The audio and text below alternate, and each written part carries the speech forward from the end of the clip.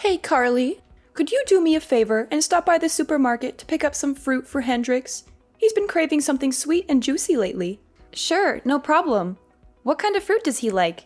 I want to make sure I get something he'll really enjoy. He absolutely loves Yubari King melons and Densuke watermelons. They're his all-time favorites. He can't get enough of them.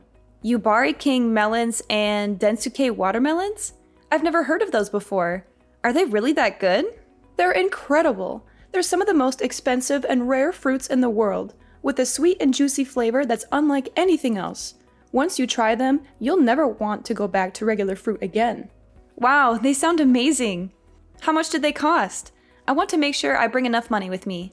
Well, a Yubari King melon can go for up to $3,000, and a Densuke watermelon can cost around $6,000. They're definitely not cheap, but they're worth every penny. What? $3,000 for a melon and $6,000 for a watermelon? Are you serious? That's insane! No, I'm just joking. I wanted to see your reaction. You're so adorable when you're surprised and shocked. Oh, thank goodness. You had me worried there for a moment. I thought you were being serious and actually expected me to spend that much money on fruit. Well, I was kind of serious. I mean, I would love to buy those fruits for Hendrix if I could afford them. He deserves the best of everything. Anyways, I can't thank you enough for all the help you've given us lately. You're a godsend.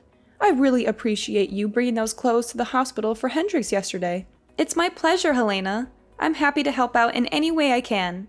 I'm so relieved that he's recovering well now. I was terrified when I heard that he had a bad fall and broke some bones. Me too, Carly. We're so sorry for causing all this trouble and making you worry. You shouldn't have to do all these chores that I've asked you to do, but it should be me or one of the boys taking care of them. But Hudson is always swamped with work and stays late at the office every day.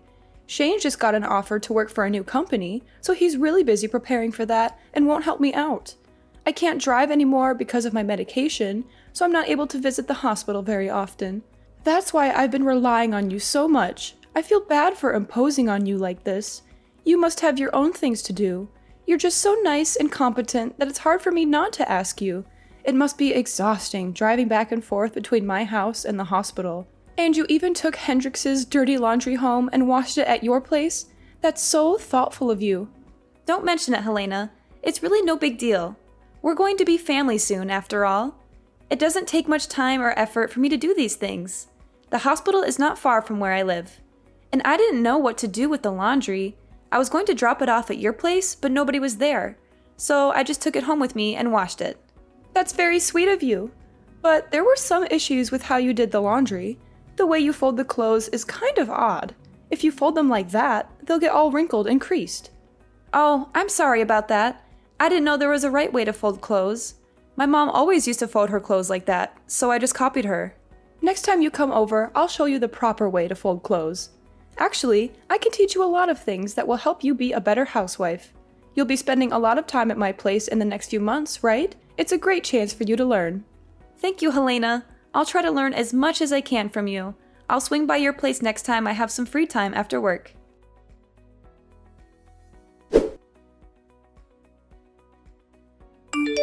Carly, where are you right now? Are you still with Hendrix at the hospital?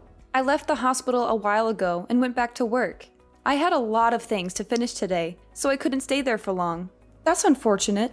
I was hoping you could do me another favor. I checked my fridge and it was almost empty. It's hard for me to go shopping, so I wanted you to get some groceries for us. You need me to get groceries for you? Yes, please. We need bread, eggs, milk, vegetables, and some meat. Can't you go to the store yourself? There are some nearby your place, right? It's only a short walk. Those stores are too pricey. I always go to the cheaper one. If I shopped at those stores, we'd go broke in a few months. You should learn how to save money too. It's an important skill for an adult. I see. I didn't think about that. It's okay. So, can you please go to the store and get what we need? I'm sorry, but I don't think I can do that today. I'm swamped with work. And the stores will be closed by the time I'm done. Can you go to the store near your place just for today? You don't have to get everything at once. Just get what you need right now, and I'll get the rest when I have a day off. I can't carry heavy bags all the way home. I'll hurt myself if I try that. Then maybe you can ask Hudson or Shane to drive you. How many times do I have to tell you? Hudson is working late and Shane is studying for his new job. Shane got hired by a prestigious software company. He has a lot of preparation to do. Do you really want me to bother him just for groceries? Are you sure he's that busy? I thought I saw him hanging out with his friends the other day. Anyway, I'm busy with work too, just like them. Don't compare your work with theirs. It's obvious that their jobs are more important than yours. Just go and get the groceries for me already. Stop making excuses. Fine, fine. I'll try to make some time. I'll come by later to drop off the groceries. Carly, I hate to ask you this, but can you make dinner for us too when you come over? You need me to cook for you too? But I cooked for you yesterday and made enough food for a week. Why do you need me to cook again so soon? Well, there was a problem with the food you made. Shane said he didn't like how it tasted, so I threw it all away. You did what? You threw it all away? Do you know how long it took me to make that? He said it was not his taste, and I kind of agreed with him. The seasoning was off. Can you come over today and make something else for us? Something better. Are you kidding me? You threw out all the food I made yesterday. That's so rude, Helena. You asked me to make enough food for a week, and you just wasted it all because Shane didn't like it? That's not a good reason to throw it away. That's just wrong. Are you blaming me for this? Watch your tone, Carly. Don't be so arrogant. You're trying to cover up your mistakes by blaming me? You should have cooked something edible in the first place. You could have added some seasoning or changed it into another dish, or you could have eaten it yourself if Shane didn't want it. There were other ways to deal with it. You didn't have to waste it all. How dare you talk back to me like that? Please be more respectful. I never treated my mother-in-law like this. Maybe you should quit your job if it's making you this stressed out. Look, I'm sorry if I offended you. You can pay me back later when things are better for you. I'll come over tonight and cook something else for you guys. By the way, can you pay me back for the groceries yesterday? How do you want to do that? You're asking me for money, even though you made inedible food? That's very bold of you. I would never ask for money in this situation. You also owe me money for all the other times I got groceries for you. I'd like you to pay me back as soon as possible. It's hard to keep track of it all. How am I supposed to pay you back? I told you I can't drive. I can't even go to the bank. Don't you have any sympathy for me? We're having a hard time with Hendrix in the hospital. Don't you care about that? Of course I care, but you still owe me money. I can't believe you're demanding money from me. You should be more careful with how you talk to me. I hope you're not cooking like that at home. I'm worried about Hudson's health. I hope you can learn how to cook better. I don't want my future grandchildren eating the food you made for us. Okay, I won't argue with you. I'll come over later and cook something else for you guys. See you later.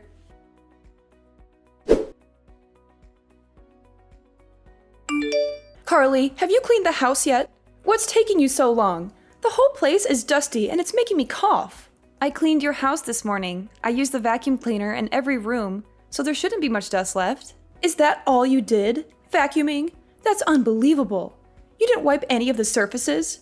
You're so lazy. You don't know how to clean at all. Do you clean like this at your own place too? I hope not. I don't want Hudson to get sick because of your poor hygiene. You do realize that I went out of my way to clean your place before work today? I only had half an hour, so I couldn't do a thorough job. I only agreed to clean because you said you hurt your back and needed my help. If you're going to complain about my cleaning, then ask one of your sons to do it instead.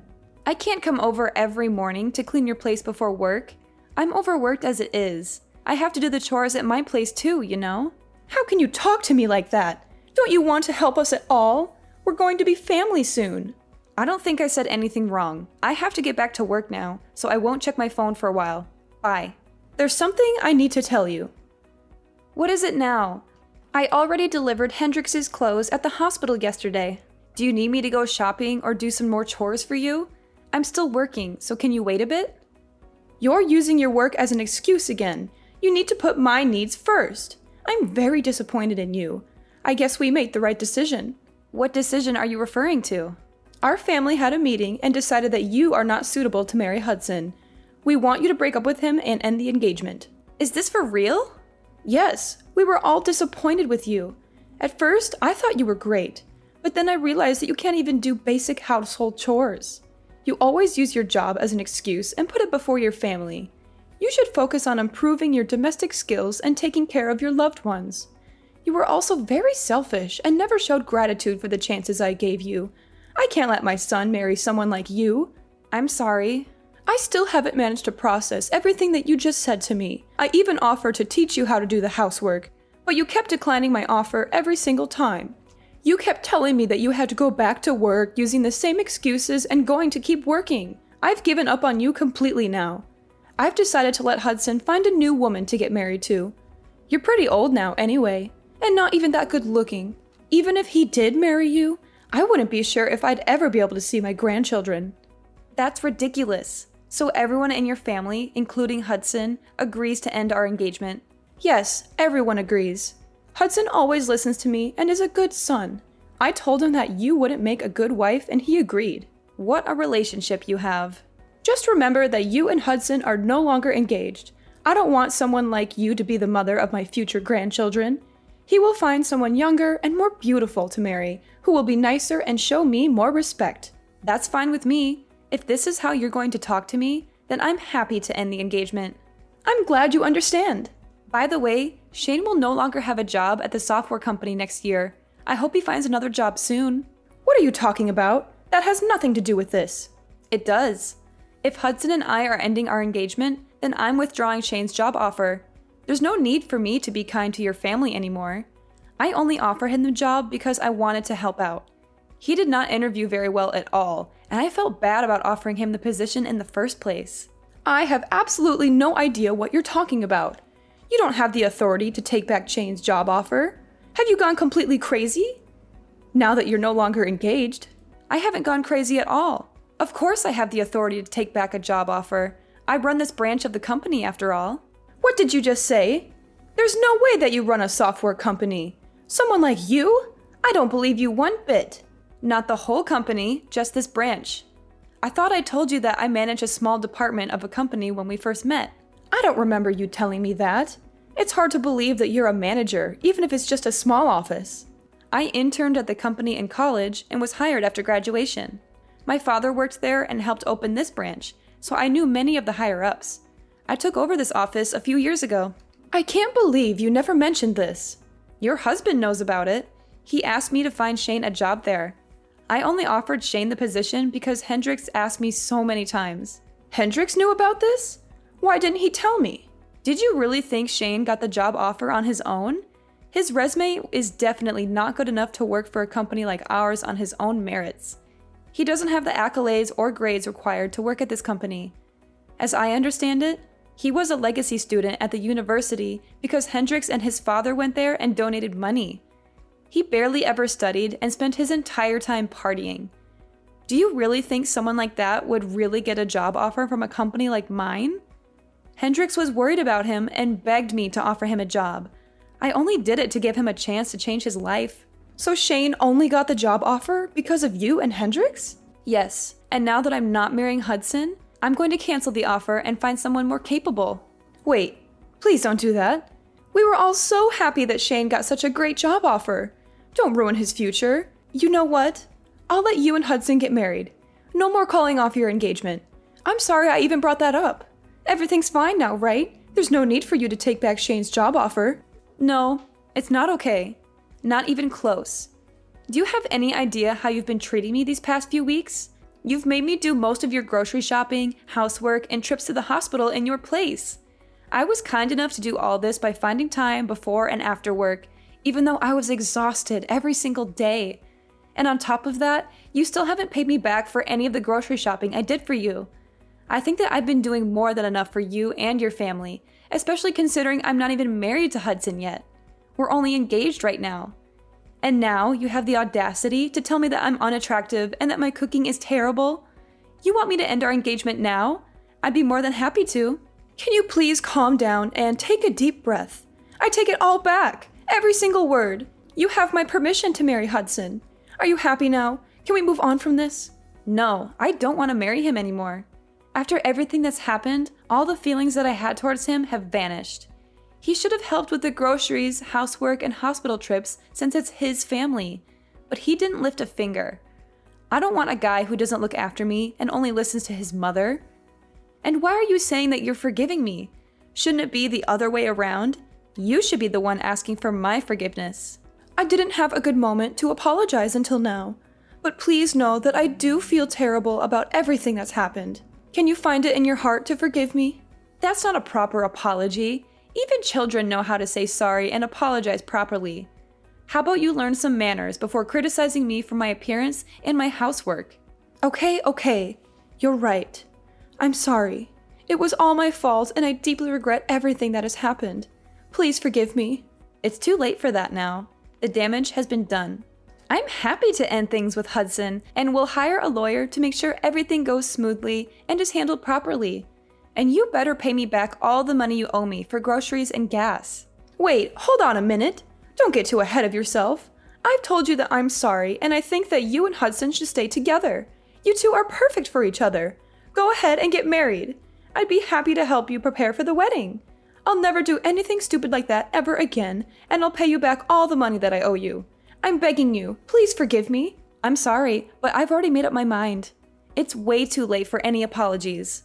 I've already seen what kind of people you and Hudson really are. I'm so glad all of this happened before we got married. At least I have a way out now. I should thank you for showing me your true self.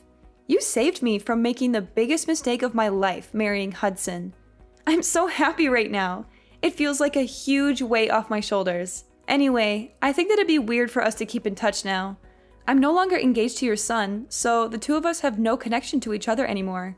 I guess we're just going to be strangers to each other from this moment on. I'm going to block your number now. It was nice knowing you.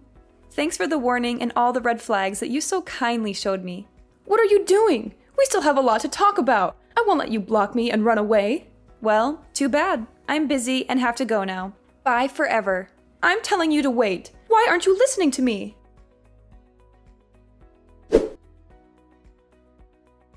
After our text messages, Helena and her family tried to come and see me in person to apologize.